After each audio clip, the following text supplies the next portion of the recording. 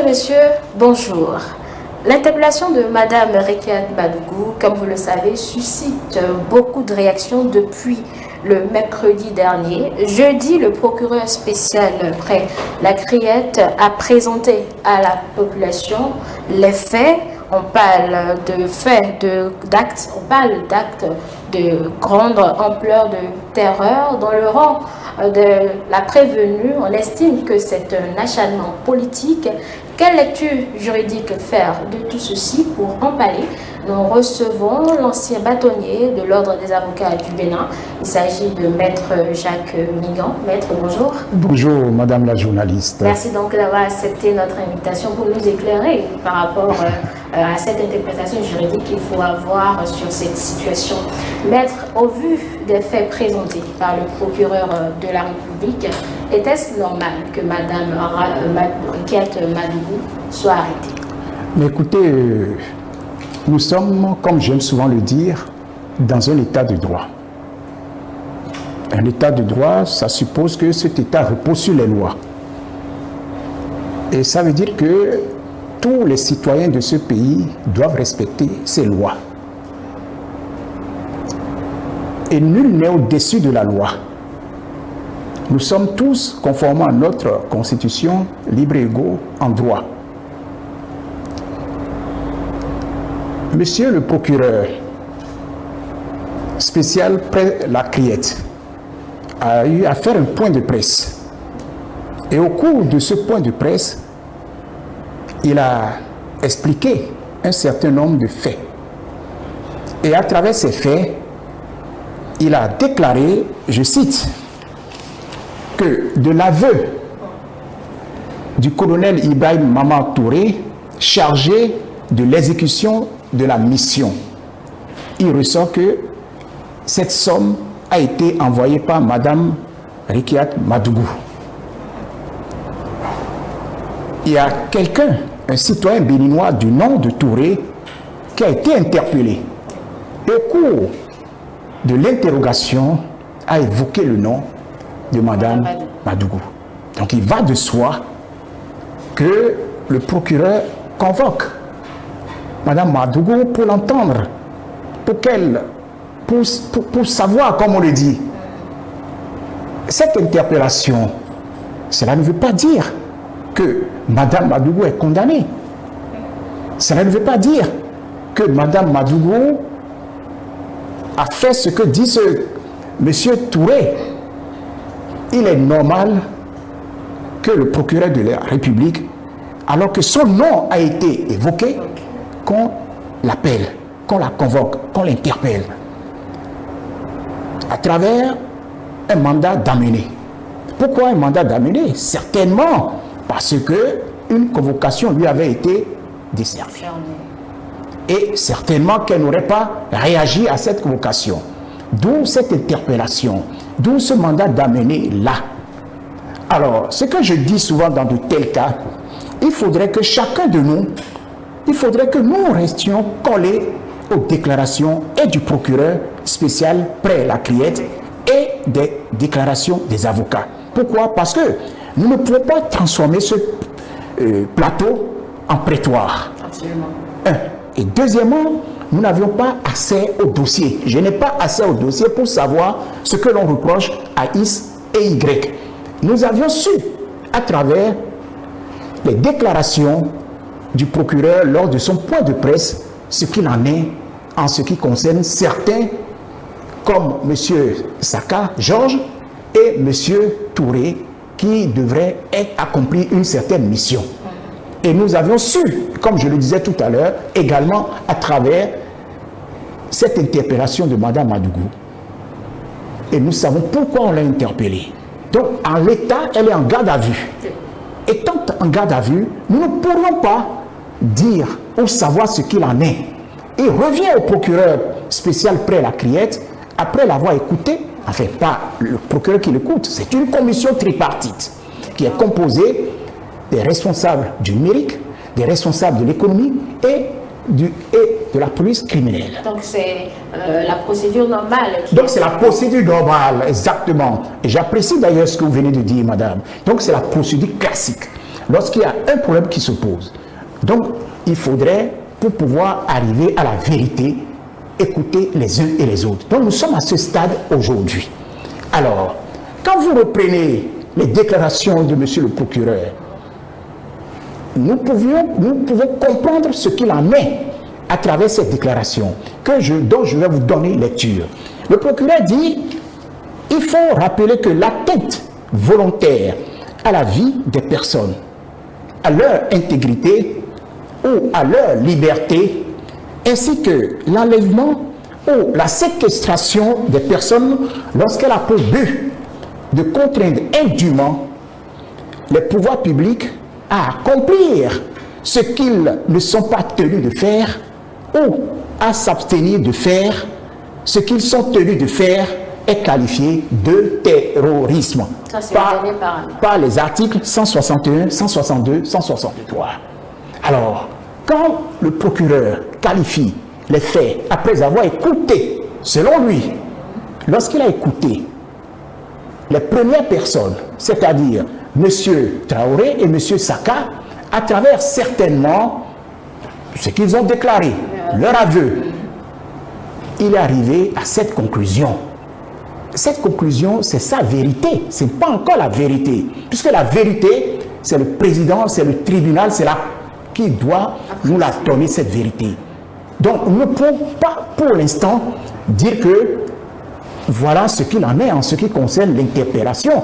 Puisque nous ne savons pas ce que dira ou ce qu'elle serait en train de dire alors nous parlons. Donc, il faudrait que nous respections les déclarations et du procureur et des avocats et que nous puissions dire à travers ces déclarations, comme je le dis souvent, en l'état, nous n'avions pas encore quelque chose qui pourrait compromettre X, compromettre Y. On ne dit pas en l'instant que Mme Madougou est coupable. On veut l'entendre à travers une déclaration qui a été faite par quelqu'un qui l'a approché ou qui aurait approché un des antagonistes en la personne de M.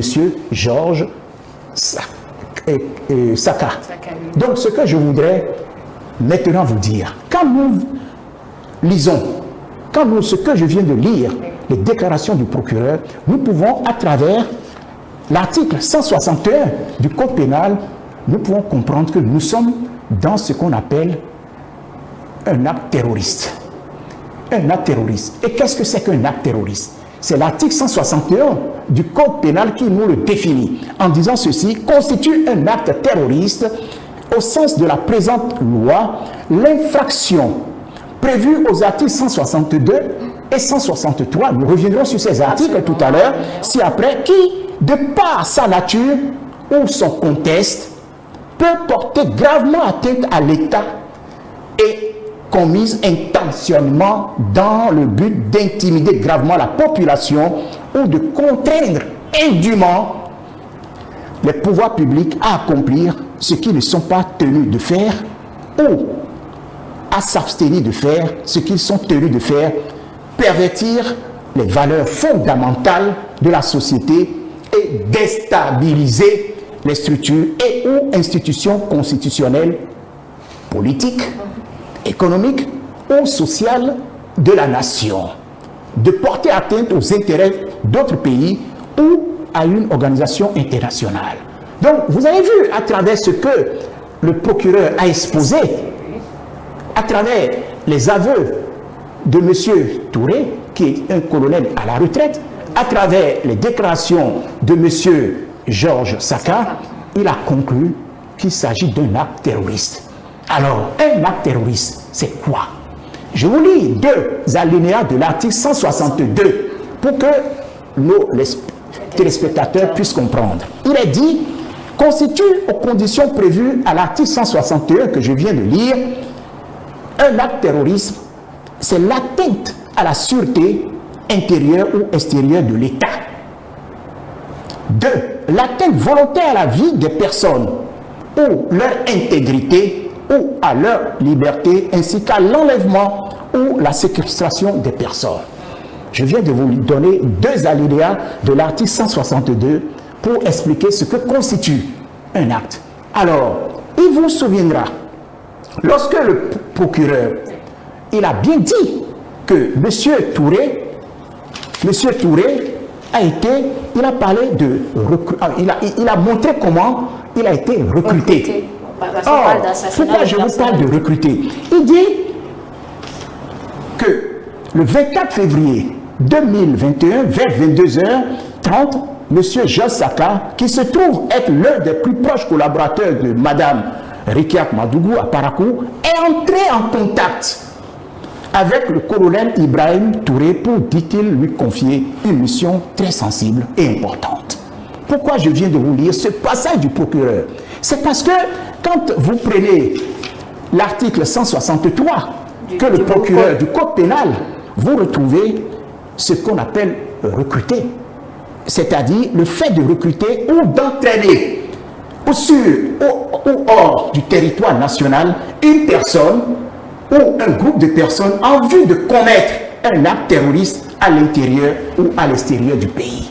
Donc, si vous voyez le procureur, dans cette déclaration, c'est étape par étape. Il a expliqué comment ils se sont rencontrés, comment il a été recruté, quelle est la mission qu'on lui a confiée. Et la mission qu'on lui a confiée, nous le savons à travers, nous la connaissons à travers la déclaration du procureur. Alors, tout cela nous amène à quoi? Parce que d'aucuns se disent, s'il se confirme que la vérité du procureur devient demain la vérité, encore que nous n'avions pas encore la version des faits de Madame, oui, la déclaration donc on peut dire que nous sommes réellement, si on s'en tient aux déclarations, je dis bien du procureur, nous sommes, comme je l'ai dit tout à l'heure, dans le cadre du terrorisme. Nous sommes dans le cas du terrorisme et dans ce cas de figure, nous avons l'article 166 du Code pénal qui dit ce qu'on attend à ceux qui auraient commis de tels faits. Le Code pénal dit est puni de la réclusion criminelle à perpétuité toute personne coupable d'actes de terrorisme au sens du présent Code, comme cela a été défini. Donc, voilà ce que je peux vous dire par rapport au procureur de la République. Mais, comme je vous ai dit tout à l'heure, nous ne pouvons pas nous fier aux seules déclarations du procureur. Il faut que nous écoutions aussi les avocats de Mme Madougou.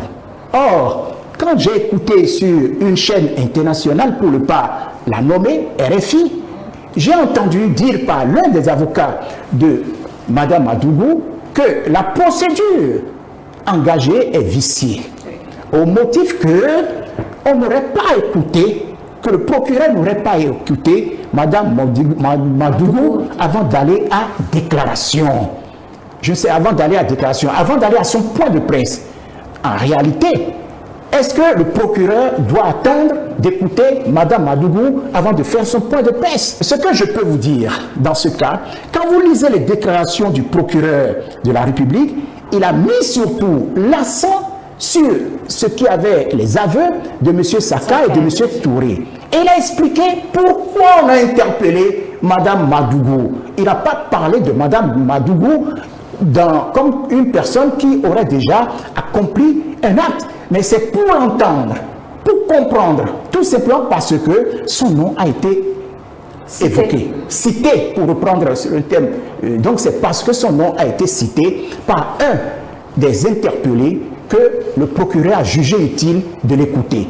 Donc, quand au moment opportun, elle serait, puisqu'elle est en garde à vue, lorsqu'elle aura fini cette garde à vue, je suis sûr que le procureur reviendra pour nous faire un autre point de presse, comme il le fait, pour situer le peuple sur ce qui se passe. Mais en même temps, je voudrais que nous sachions une chose.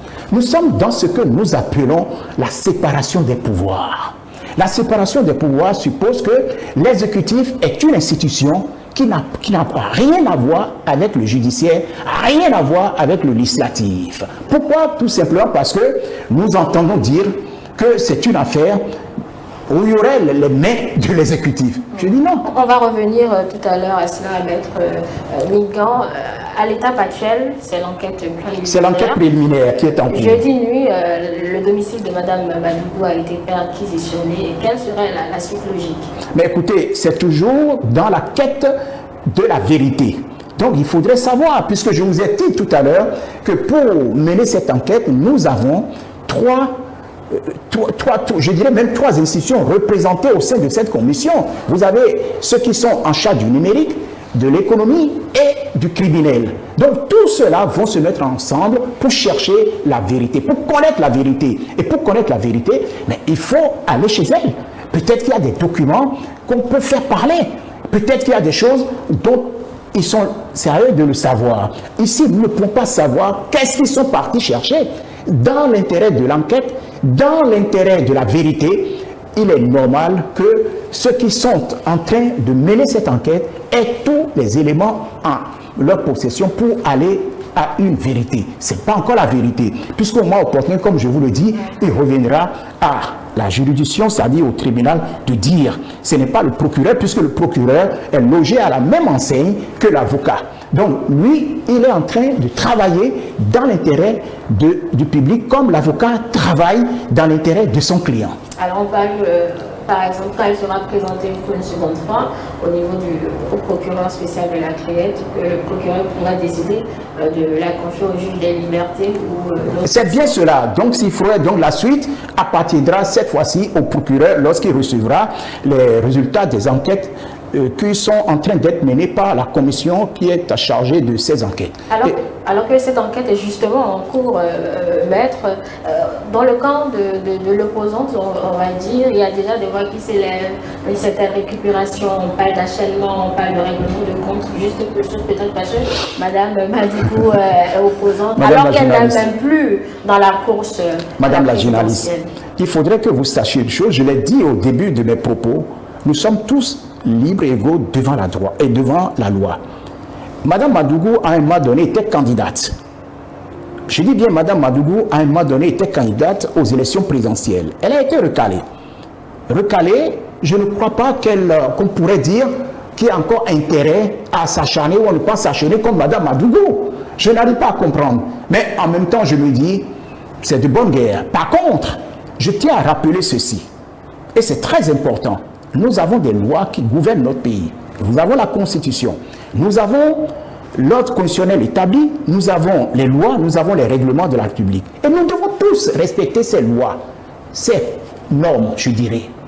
Parce que quand vous prenez, vous comprendrez pourquoi je le dis. Quand vous prenez l'article 34 de notre Constitution, il est bien dit ceci, que tout citoyen, civil ou militaire, a le devoir sacré en toutes circonstances, de respecter la Constitution, l'ordre constitutionnel établi, les lois, les règlements de la République. Pourquoi je vous dis cela?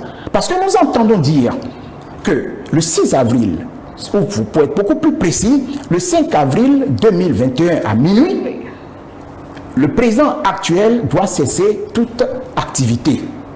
Ceux qui le disent, ou ceux qui passent de commune en commune pour propager cela, c'est ne pas respecter cette loi que je viens d'évoquer, ces articles que je viens d'évoquer, surtout l'article 34. Nul ne doit dire « je ne sais pas ». Nous ne devons être censés, nous devons tous connaître la loi. Nous ne sommes censés ignorer la loi. Nous devons tous savoir la loi. Et ne pas la connaître, c'est être en infraction. Parce que nous avions déjà vécu dans ce pays des gens qui ont méconnu la Constitution. Nous avions connu dans ce pays, comme ce cas où l'on dit le 5 avril à minuit, le 5 avril 2021 à minuit, le président cesserait toute activité. Ça procède de quoi?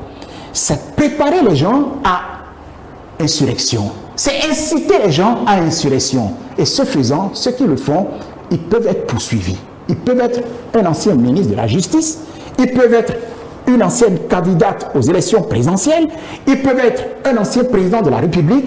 Ils n'ont pas une immunité qui voudrait dire qu'ils ne pourraient pas être poursuivis en cas d'insurrection, d'incitation à insurrection. Donc il faudrait que nous fassions attention à cet article 34 de la Constitution que je viens de libérer. Donc nous devons réellement faire attention à nos propos.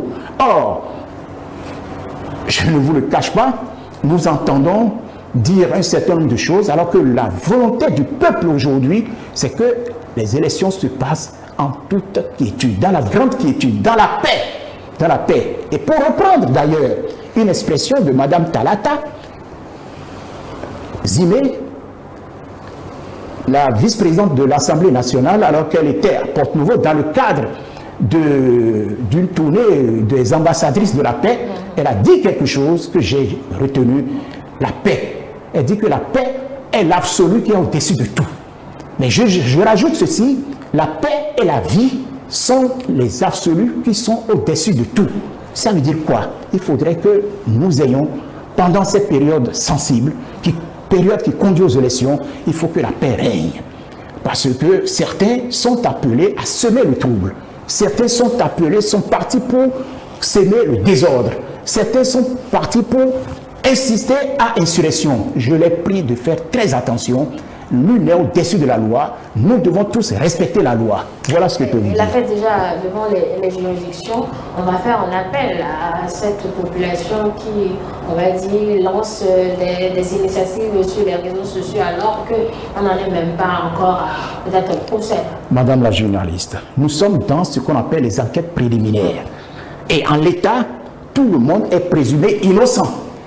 Il n'y a même pas, c'est pour ça que je n'arrive même pas à comprendre. On veut savoir, on veut comprendre. Et le procureur l'a dit. Il a répété, je crois.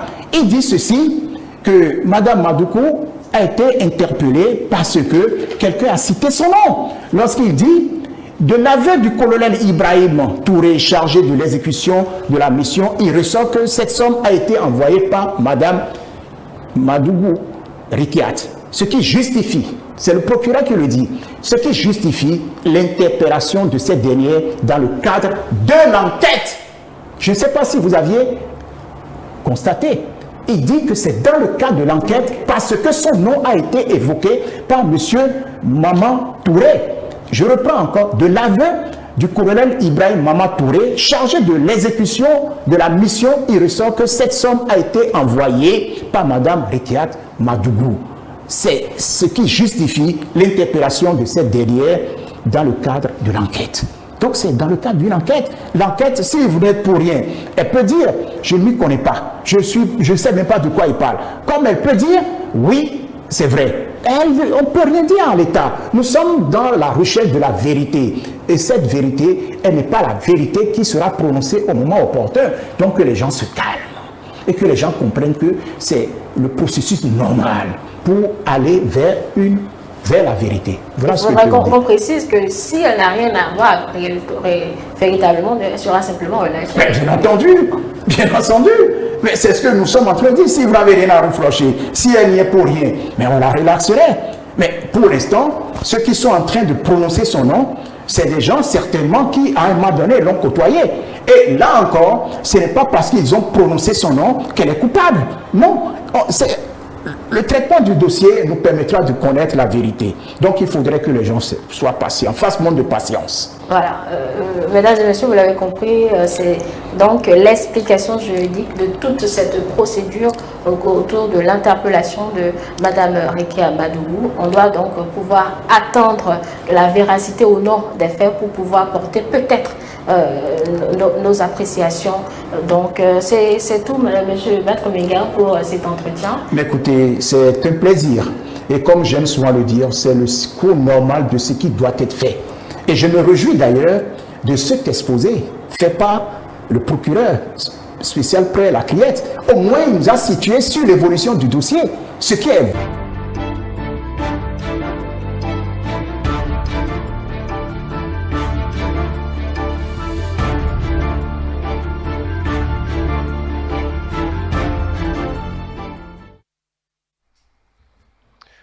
Voilà, Angèle Toboula, cet élément qui a été, il faut le préciser, enregistré. Oui, absolument. Voilà. L'élément a été enregistré vendredi dernier.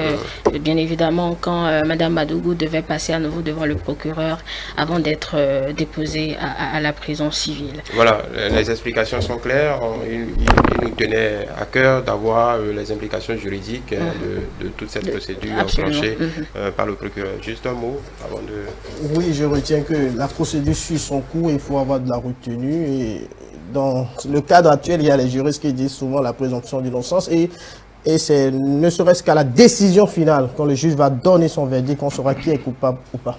C'est ce que j'ai compris quand même. Oui, je crois que tout le monde est quand même situé par rapport à l'évolution de ce dossier, les incriminations, tout ce qu'on reproche à Adam Madougou, et que c'était très bien que des juristes, les hommes de loi, montent au créneau pour expliquer à la population les biens fondés pour qu'on finisse carrément avec tout ce qu'il y a comme polémique autour de son arrestation et de sa détention. On retient également qu'au-delà de l'aspect juridique, Maître Migan a insisté sur le fait qu'être recalé à une élection présidentielle ne peut pas justifier une désobéissance à la loi ou se mettre en marge de notre République. Absolument pas, puisqu'on a toujours organisé des élections dans le pays et il y a toujours eu des candidats qui ont été recalés. Donc normalement, il ne va pas avoir de polémique, d'histoire ou des problèmes du genre. Moi, je tenais juste à notifier que si on se tient à ce que le procureur a dit, et en tout cas, ce que le procureur, c'est des actes graves, véritablement graves, et si des gens ont ces intentions-là, il faut véritablement les arrêter et véritablement voir ce qu'il en est. Et donc, c'est normal. Pour moi, ma foi, c'est normal que le procureur puisse se saisir du dossier. Parce que non seulement, en dehors de ce qui s'est passé, vous avez vu tout ce qui a circulé sur les réseaux sociaux. Les réseaux sociaux, tout ça là où on incitait à la violence, au vandalisme, tout ça. Donc, je pense que c'est normal que le procureur puisse se saisir du dossier. Parce que si ce qui a été dit est véritablement corroboré, je pense que ce n'est pas bien pour notre pays et pour la sûreté de l'État et pour la sécurité des personnes et des biens. Il faut vraiment le saisir, l'écouter, voir la suite du dossier. Je crois qu'on a besoin de vivre dans un Bénin comme à l'habitude, dans un Bénin calme, c'est vrai. Nous sommes en démocratie, nous avons opté pour la démocratie. La démocratie, c'est bien sûr le respect des textes et des lois qu'on s'est fixés. Et donc, que vous soyez recalé d'une élection ne signifie pas la fin du monde. Vous avez encore le temps de prendre du recul, de vous apprêter, de vous réorganiser pour affronter les autres élections. Nous avons besoin de vivre dans notre pays, dans la tranquillité, dans la paix, voilà. Nos occupations. Voilà qui est bien dit, Marou. Vous savez, vous allez le garder pour tout à l'heure parce que nous sommes tenus par le temps. Voilà, nous allons nous projeter maintenant vers le plat de résistance de ce dimanche politique pour l'entretien proprement dit. Oui, l'entretien, comme vous le dites, proprement dit, reçoit aujourd'hui le président du mouvement des élites engagées pour l'émancipation du Bénin, Moël Bénin. Il s'agit de M. Jacques Ayadji. On va évidemment embrosser cette actualité de Mme Madougou et revenir sur l'organisation autour de la campagne du duo que soutient Moël Bénin. Voilà, quelques attentes autour de cet entretien qui va... Oui, on attend beaucoup de cet entretien parce que le président de Moël Bénin, Jacques Ayadji, on l'entend souvent, on a du plaisir à l'écouter parce qu'on a senti que c'est ça, c'est des Béninois qui sont engagés depuis lors à accompagner vraiment le développement du Bénin. Et donc, cette affaire, l'organisation, les états-majors, comment est-ce que ça s'organise et qu'est-ce que les Béninois doivent attendre au cours de la campagne. Je crois qu'on aura le temps de l'écouter à merveille. Je me réjouis que le président de Moël Bénin soit là. La dernière fois, il y a un membre du parti, du bureau politique qui était là. Je voulais savoir qu'est-ce qui a donné cette force à Moël Bénin pour ne pas entrer dans les grands blocs. Je n'ai pas trouvé satisfaction. J'y tiens. Le président est là. Je pense qu'il va nous répondre. Voilà, j'ai une bonne mémoire que cette question était déjà... oui, absolument. Il tient à cette question. Voilà, il faut préciser que ce n'est pas le directeur des infrastructures qu'on reçoit aujourd'hui, mais c'est l'homme politique, le président de... c'est ça. Voilà. Mesdames et messieurs, installez-vous confortablement pour l'entretien qui va suivre avec Jacques Ayadji, président de Moël Bénin.